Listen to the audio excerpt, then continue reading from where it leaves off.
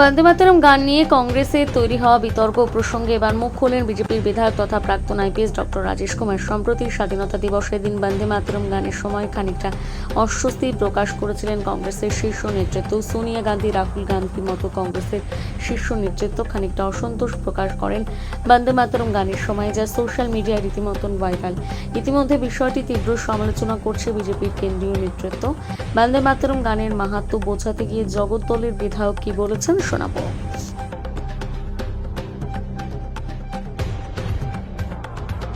গানের প্রতি কংগ্রেসের শীর্ষ নেতৃত্ব সোনিয়া গান্ধী ও রাহুল গান্ধীটা অনীহা দেখা গেল, ভিডিও ভাইরাল হয়েছে, বিজেপির কেন্দ্রীয় নেতৃত্ব সরব হয়েছে। বিষয়টা কিভাবে দেখছেন? দেখুন, কোন লোক যদি বন্দে মাতরমের অপমান করবে, আমরা বঙ্গভূমিতে দাঁড়িয়ে একটাই কথা বলছি, এই অপমানটাকে সহ্য করা যাবে না।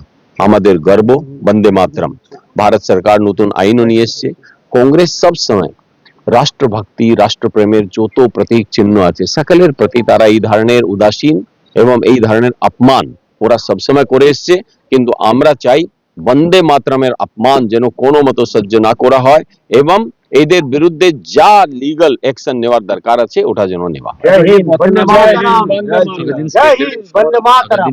এইগুলো বিষয়টা নিয়ে সরকারিভাবে কি কোনো পথে নামার বিষয় রয়েছে?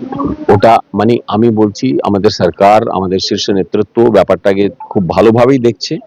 আর নিশ্চিত যেটা আমাদের কর্মসূচি আসবে আপনারা তো জানতেই পারবেন। Thank you.